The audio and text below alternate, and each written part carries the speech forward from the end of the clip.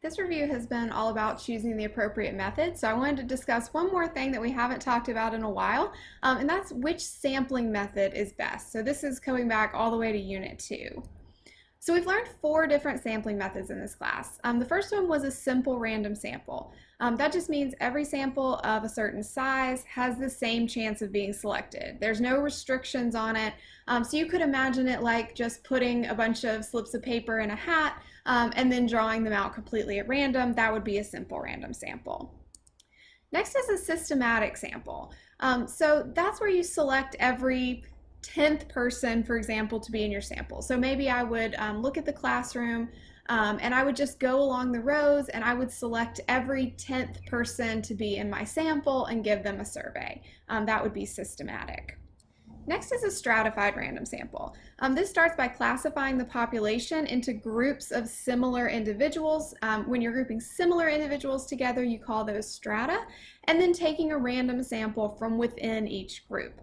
So maybe if we wanted to represent all the undergraduates at UGA, we'd start by grouping together freshmen, sophomores, juniors, and seniors, and then we could take a certain sample size from each of those years, right? And the benefit of that would be that we guarantee that each of those years is represented in the proportions that we want. That's a stratified sample.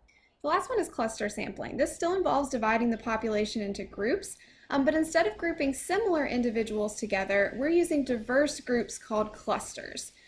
So the idea with clusters is that they're diverse enough that they should mirror the population. And a lot of times these are sort of pre-existing groups that we're using for convenience. So once we choose a cluster, we're going to choose clusters at random, but once we choose them, we're going to include all individuals from the chosen cluster in our sample. So you can imagine how that can be more convenient than the other methods that we've talked about. So for example, maybe you use, if you want to get a survey of all freshmen and you want to represent all freshmen, maybe you just select a few freshman Odyssey courses and then give a survey to everyone in those courses. So ideally those are pretty diverse groups, right? It's not like everybody in an FYO has the same major, so they're probably pretty diverse. And it's a whole lot easier to go to a couple of freshman Odyssey courses and administer a survey than it is to track down individual students all over campus. So cluster samples tend to be more convenient, but you're depending on this assumption that the clusters are diverse enough to mirror the population. So I have 2 different scenarios here. Go ahead and pause the video and decide for each of these which sampling method is being used. The first one here would be a cluster sample. So each tour group is a cluster, and we're sort of hoping that those tour groups are diverse, that there's different kinds of people in each group.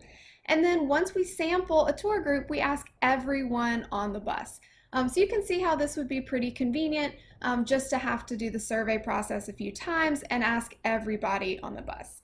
The next one would be stratified sampling. So here you're grouping similar individuals together, new, established, and senior, and then you're taking a random sample from within each of those groups. So this is going to guarantee that all the different experience levels are represented in the proportions that you want them. So this can give you more accurate results. So that's stratified sampling.